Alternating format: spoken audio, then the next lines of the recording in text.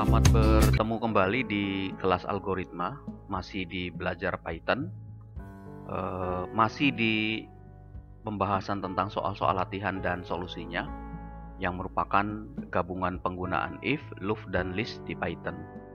Di contoh sebelumnya kita sudah bahas tentang palindrom.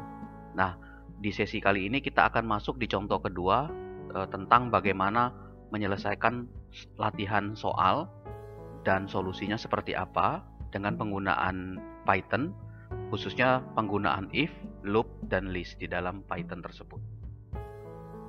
Di soal yang kedua, soal latihan yang kedua, kita akan membahas bagaimana mengimplementasikan sebuah proses pengkonversian bilangan desimal ke dalam bilangan biner. Oke. Nah, sebagai ilustrasi awal, sebagai definisi awal, kita tahu bahwa bilangan desimal itu adalah bilangan yang terdiri dari bilangan bulat dan pecahan. Yang dalam penulisan bilangan bulat dan pecahan ini dipisahkan kalau adalah tanda penggunaan pecahan bisa menggunakan tanda koma pemisahnya untuk koma desimal. Tapi untuk dalam fokus kita latihan hari ini, saya mau bahas tentang bilangan desimal yang bulat, ya. Jadi bilangan 1, 2, 3, 4 dan seterusnya. Nah, ya kita belum membahas bilangan bulat dalam bentuk pecahan. Ya, kemudian yang kedua, definisi kedua adalah bilangan biner. Nah, bilangan biner ini adalah bilangan yang penulisan angkanya, ya, sistem penulisannya itu hanya menggunakan dua simbol, ya 0 dan 1. Seperti itu. Jadi tidak ada di dalam bilangan biner itu angka selain angka 0 dan angka 1. Beda yang bilangan desimal. Bilangan desimal ini adalah sebenarnya angka 0 sampai dengan 10. Angka 0 sampai 9 dan kombinasinya. Nah, contoh misalkan kalau dia 123, ini adalah kombinasi dari angka 1, angka 2 dan angka 3. Ya, jadi ini tetap kita anggap sebagai sebuah bilangan desimal. 1 juga iya bilangan desimal, ya. Kemudian 2 juga bilangan desimal, 3 juga bilangan desimal, dan seterusnya. Seperti itu. Nah, sekarang yang menjadi fokus bahasan kita adalah bagaimana proses mengkonversi bilangan desimal itu ke dalam bilangan biner. Pada saat kita pembelajaran di perkuliahan, kita pernah, atau di tingkat sebelum perkuliahan, kita pernah bahas tentang sistem cara pengkonversiannya. Misalkan sebagai contoh, saya ambil sebuah bilangan desimal 10. Ya, sebuah bilangan desimalnya 10. Nah, salah satu cara kita untuk mendapatkan bilangan biner, mengkonversikannya ini, berapakah bilangan binernya? Katakanlah Y. Berapakah bilangan binernya? Itu saya lakukan atau kita lakukan dengan membaginya. X ini 10 kita bagi dengan 2. 2 kenapa dibagi 2? Karena bilangan biner. Hasilnya adalah 5. Nah, hasil pembagian dari 5 ini akan menghasilkan sisa 0. Kenapa? Karena bulat kan, 5 kali 2 10. Maka sisanya 0, dia bulat.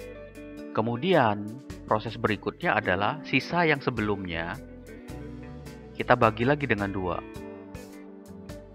Ya, maka kita dapat 2, sisanya 1. Kenapa sih 2? Karena 5 dibagi 2 ini kan sebenarnya 2,5 ya, pecahan dalam bentuk pecahan, desimal pecahan.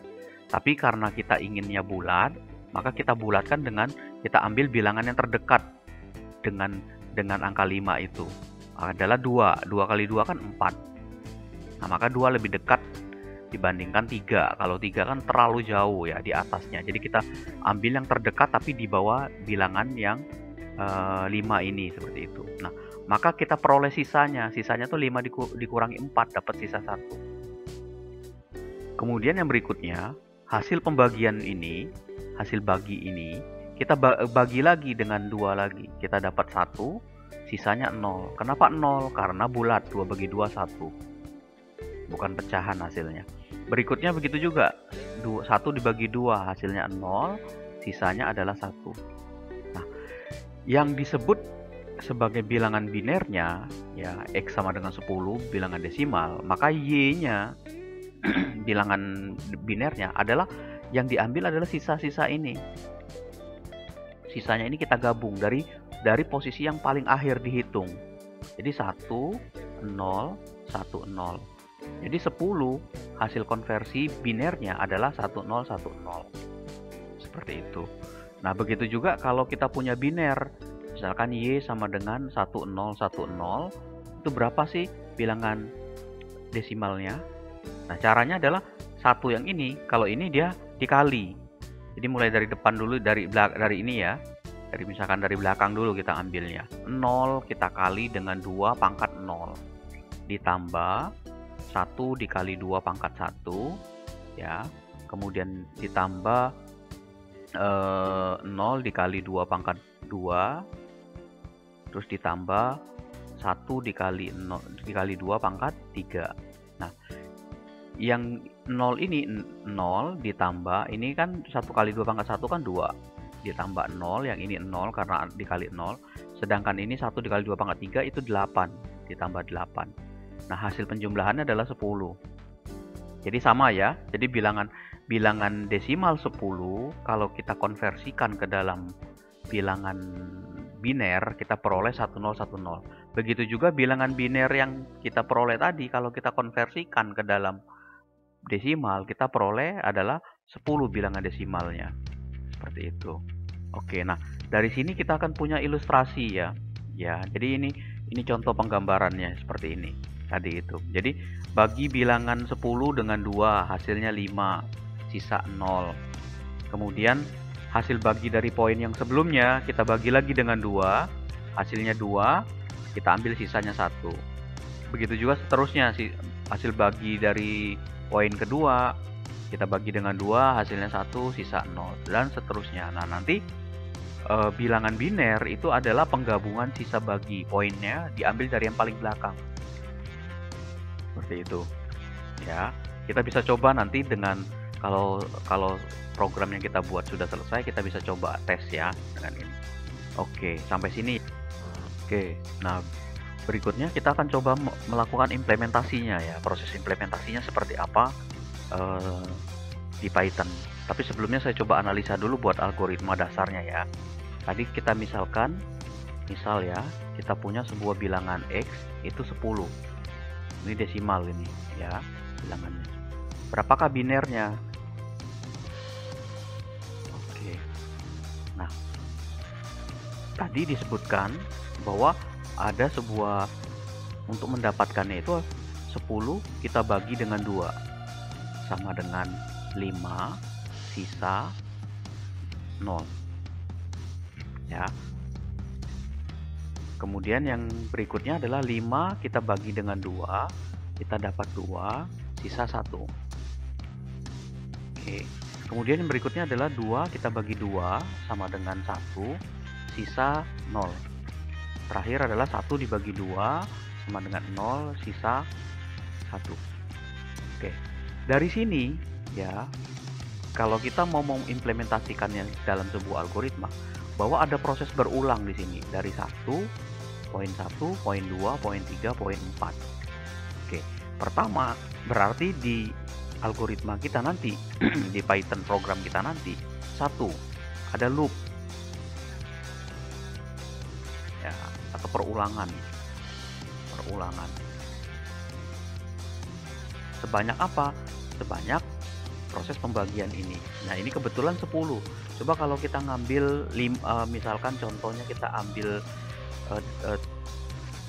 misalkan bilangannya katakanlah X-nya sama dengan 12 ya. Kita ambil 12. Berapakah bilangan binernya? Kita lihat di sini. Ya. Maka 12 kita bagi 2. 12 kita bagi 2 itu sama dengan 6, sisa 0. 6 kita bagi 2 itu 3, sisa 0. Terus 3 kita bagi 2, 1 ya, sisa 1. Terus kita bagi lagi 1 bagi 2, 0, sisa 1. Oke, berarti 4 juga nih, sama ya. Mungkin untuk kasus-kasus tertentu prosesnya tidak 4, bisa jadi 5 atau 6. Jadi perulangannya ini yang terjadi adalah sebanyak proses pembagian sisa ini, pembagian hasil bagi dari poin sebelumnya. Seperti itu yang pertama ya. Jadi di dalam proses translate-nya ada looping pertama. Yang kedua, perhatikan di sini, 10 dibagi 2. Oke, berarti yang kedua ada proses pembagian. Proses pembagian. Oke, di mana nilai X ini nanti kita bagi dengan angka 2 karena kebetulan kita maunya biner ya. Maka ada proses pembagian. Tandanya adalah bagi. Ini tandanya.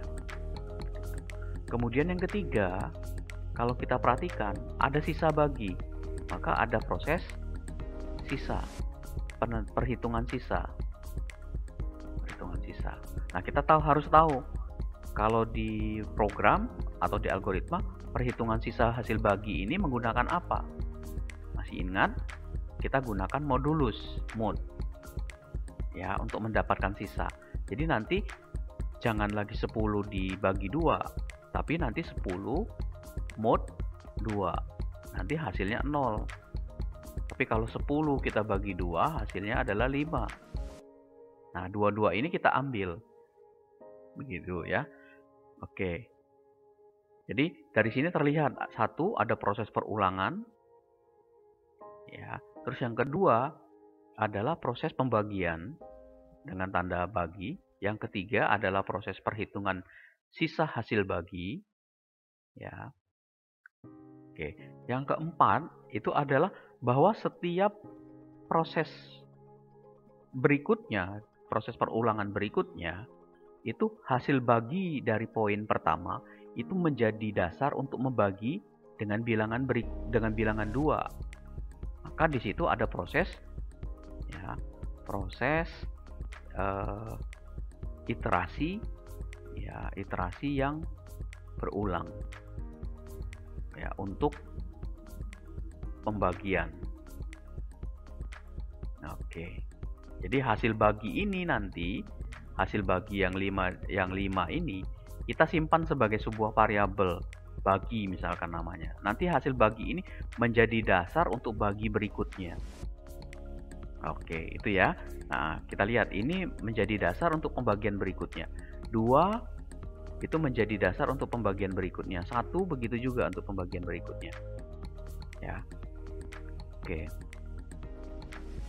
Paham ya sampai situ? Nah, yang berikutnya adalah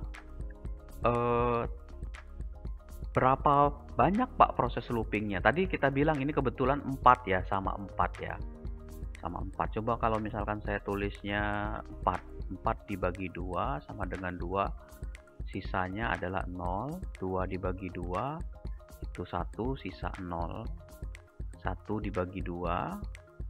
1 bagi 2. 1 bagi 2 itu 0, sisa 1. Nah, kalau kita lihat bahwa 4 ini bilangan binary adalah 1, 0, 0. Ya, 1, 0. Ini prosesnya 1, 2, 3. Ini 4. Nah, kita membuat sebuah algoritma itu tidak hanya berlaku hanya untuk satu angka saja. Tapi bisa juga untuk angka kedua, bisa juga untuk angka ketiga. Dan bisa berlaku untuk semua angka desimal yang mau kita convert. Ya, maka catatan kita yang terakhir di dalam translate pembuatan algoritma untuk ke Python-nya, maka proses terakhirnya ingat, terakhir itu pasti 0 di ujungnya. Kita lihat ini terakhir 0. Maka loopnya berhenti dengan kondisi ya, kondisinya apakah lebih kecil ya, apakah lebih kecil sama dengan 0 atau sama dengan 0. Nah, ini sebagai proses berhentinya, lihat. Jadi ketika kita pakai proses perulangan loop dengan looping, mau pakai for kah, mau pakai while kah, maka prosesnya berhentinya itu adalah ketika kapan? Ketika nilai kondisi baginya ini, nah ininya, hasil ini kan hasil bagi. Hasil bagi ini sama dengan 0 atau lebih kecil sama dengan 0. Seperti itu. Jadi inilah 5 poin inilah yang menjadi dasar bagi kita untuk melakukan translate nanti ke dalam program ya Python Ya, dari kita coba translate ke Python seperti itu. Oke, itu ini ilustrasi analisanya, analisa buat di programnya. Nah, di lanjutannya nanti kita coba pindahkan ini, ya, pindahkan ini ke dalam Python, ya. Translasikan analisa kita tadi ke dalam Python, ya. Oke, saya save dulu filenya, saya namain konversi, konversi desimal ke biner, ya. Ke biner. Oke, ini salah dulu, ini saya lupa. Ini save as-nya, PY harusnya ya, belakangnya jangan lupa.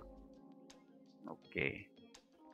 Nah, tadi saya tulis dulu ilustrasinya. Misalkan X-nya sama dengan 10, ya, maka binernya berapa, itu ya.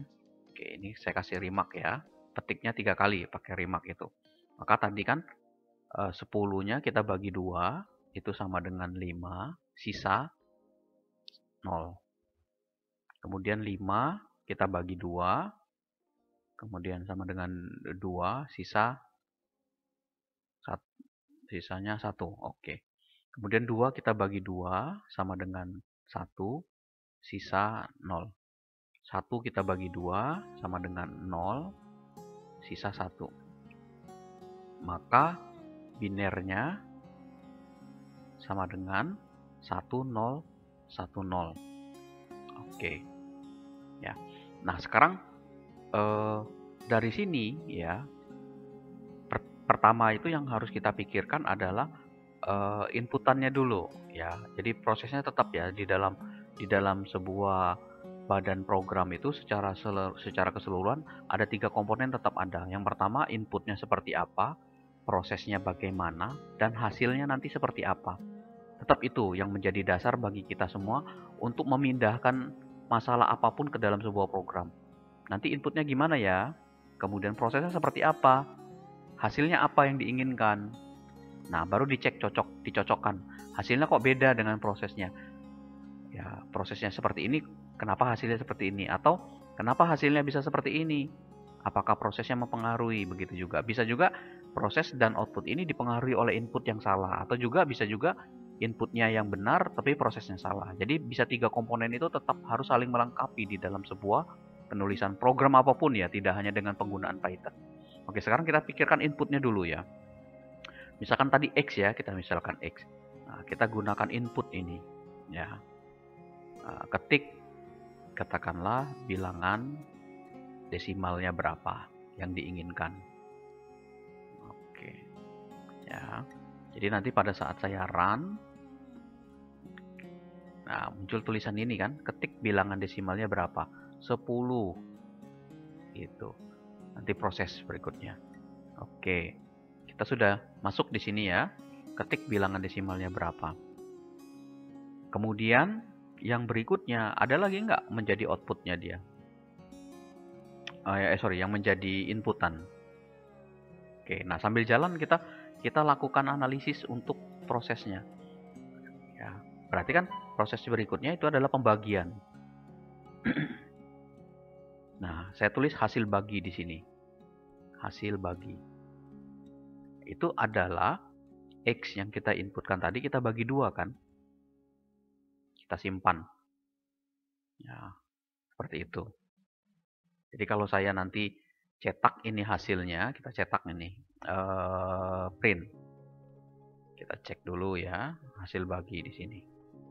Nah, kita lihat hasil pembagiannya 10 bagi 2 itu berapa? Apakah benar 5 ataukah ada yang lain 10?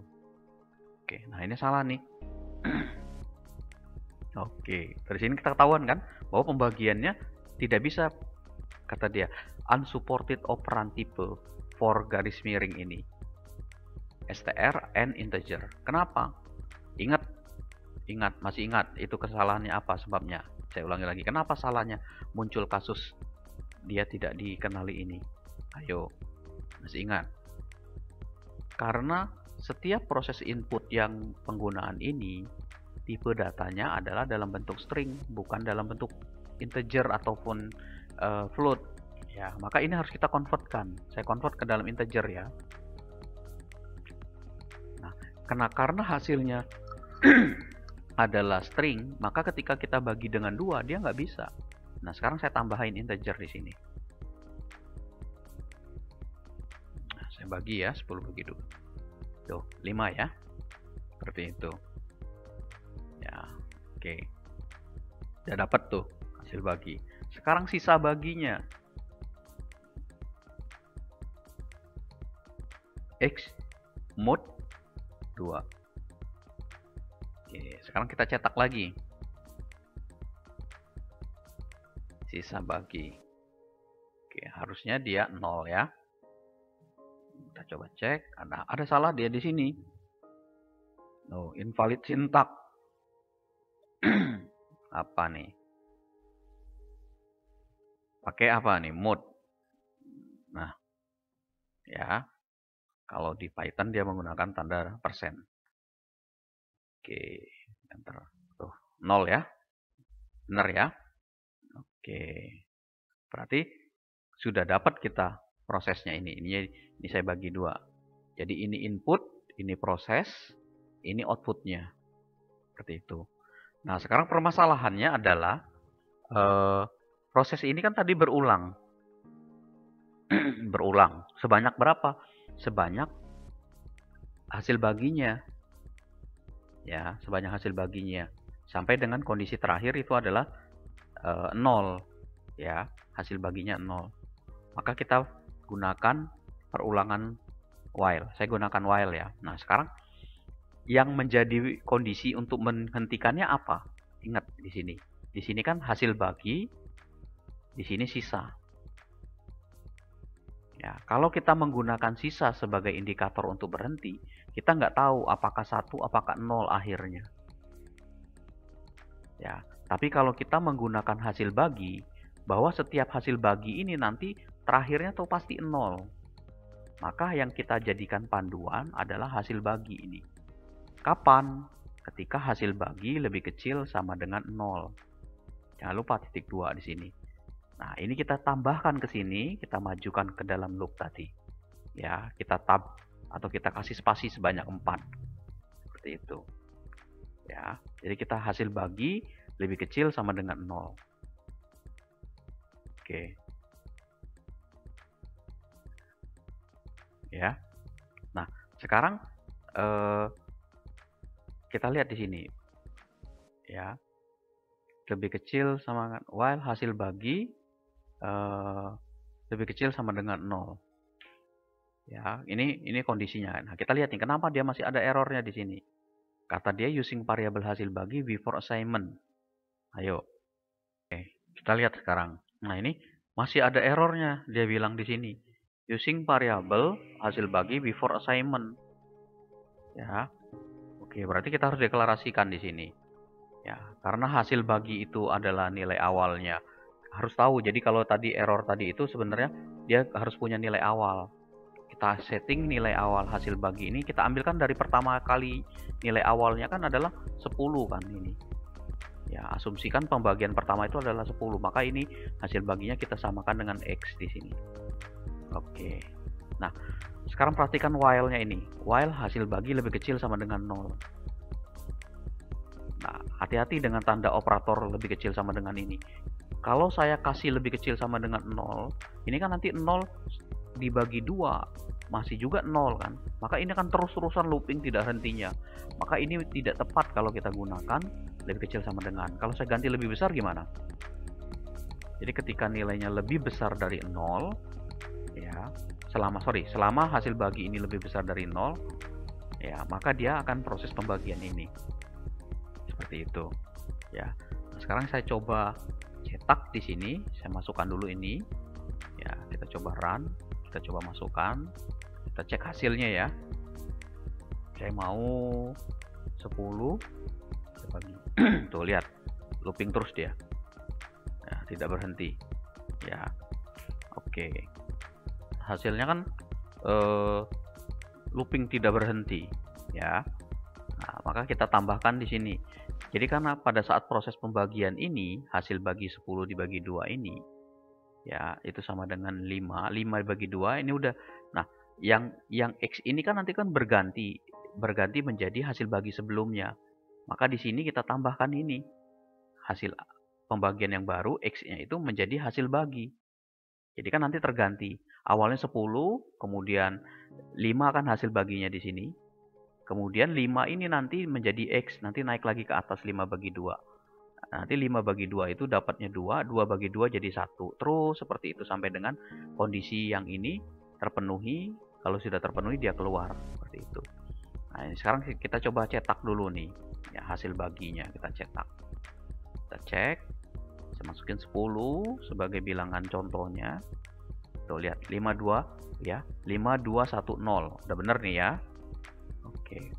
Kemudian saya coba cetak yang berikutnya adalah sisa bagi. Harusnya yang keluar ini 0101. Coba kita run, kita cek hasil outputnya. Oke, 0101 sudah benar nih. Ya. Oke, berarti ini sudah benar. Kita pindahkan, jangan masukin ke dalam loop.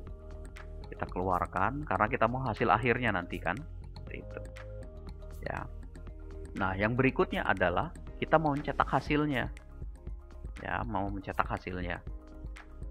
Pencetakan hasil itu adalah diambil dari sisanya. Maka kita butuh variabel baru. Katakanlah saya sebut biner nih hasilnya. Itu adalah biner ya. Kita jadikan string ya biar bisa digabung karena bukan penjumlahan di sini. Karena bukan 1 tambah 0 tambah 1 tambah 0 bukan. Tapi dia digabung, dikonket, digabung 10 10. Maka bilangannya kita gabungkan, ini petik 2 ya, ditambah terus str kita convert nih karena bilangan sisa bagi ini nanti ya dia nanti hasilnya bentuknya integer, maka kita convert ke string. Nah, di sini kita gabung dengan biner. Jadi kan biner ditambah dengan ini, jadi hasilnya digabung. Nah, di sini kita lihat masih ada errornya. Before assignment, oke. Berarti kita harus deklarasikan dulu biner. Saya deklarasikan binernya jangan pakai angka, tapi dalam bentuk string. Spasi kosong. Jadi bisa digabung nanti di sini. Nah, sekarang saya coba hapus ini. Ya. Ya, saya print. Nah, saya cetak ini biner. Hasilnya berapa? Kita cetak ya. Kita lihat hasilnya. Oke, 01 01. Ya, dari atas 01 01. Padahal kita inginkan berapa? Kita inginkan adalah bukan 0101 tapi 1010. Nah, kita bisa gunakan perintah namanya adalah seperti ini ya. Penggunaan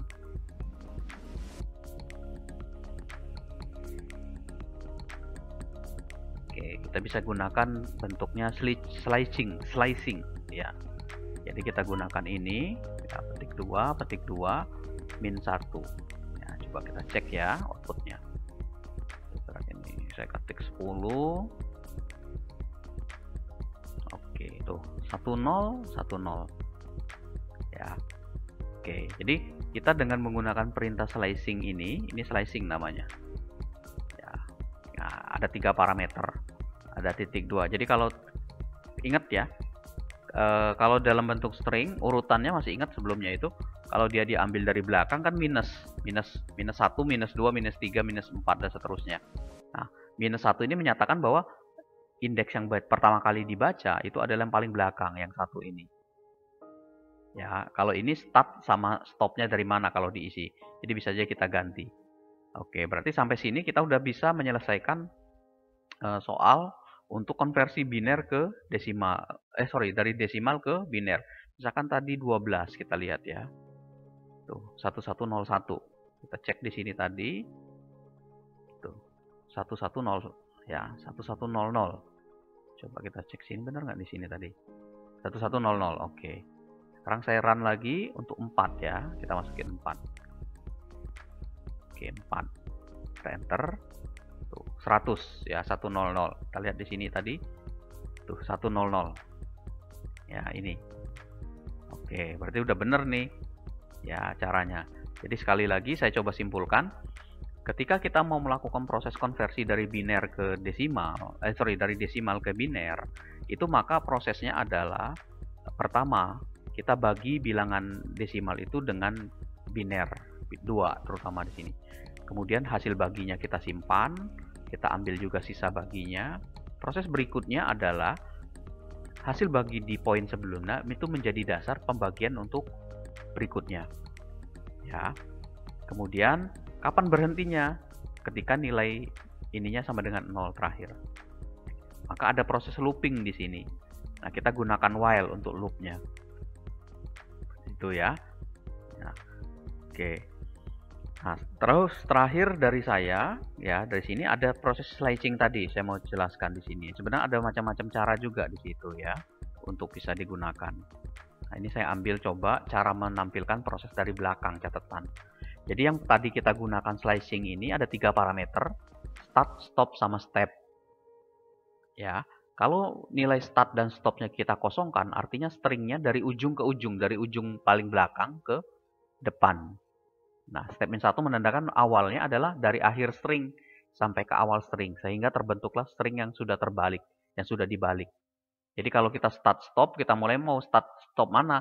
Misalkan 1,2, berarti nanti dari string yang ke-1 dan kedua, dari ujung ke ujung, dari awal, dari start ke stop, seperti itu. Nah, ada juga cara yang kedua, kalau kita mau membalikkan, kita gunakan ini stringnya, ini titik join, reverse itu kan di belakang. Stringnya itu apa? String yang mau dibalik sama gitu.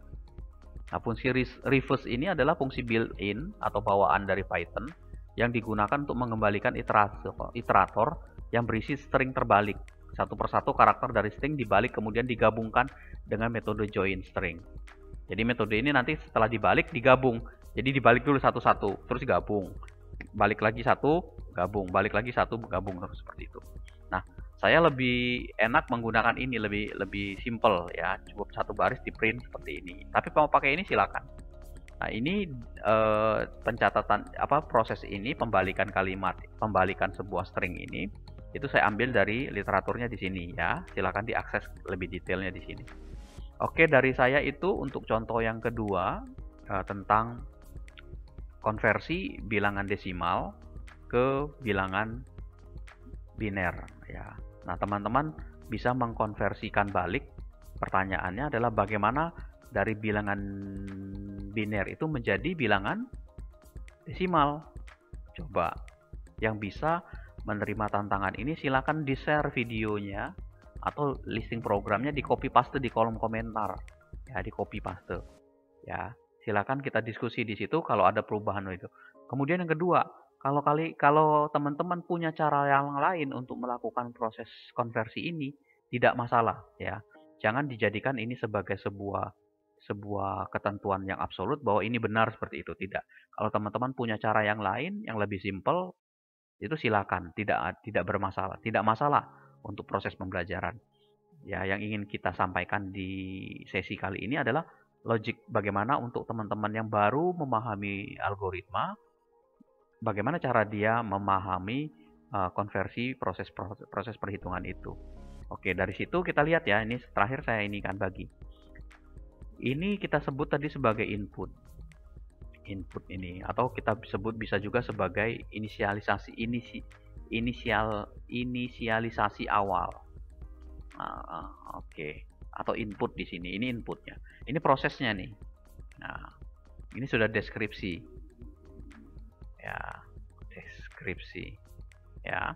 Kemudian ini outputnya. Nah, ini output ya. Oke, jadi setiap badan program itu biasanya ada 3 komponen ini ya. Nah, kita harus memahami tahapan-tahapan ini gitu ya dari saya. Oke, sampai ketemu lagi di contoh kita berikutnya ya. Jangan sungkan untuk menyampaikan komentar jika berguna materi ini. Kemudian jangan lupa juga untuk mendiskusikan kepada siapapun juga tentang channel pembelajaran informatika ini. Sampai sini ya, terima kasih ya. Sukses buat kita semua.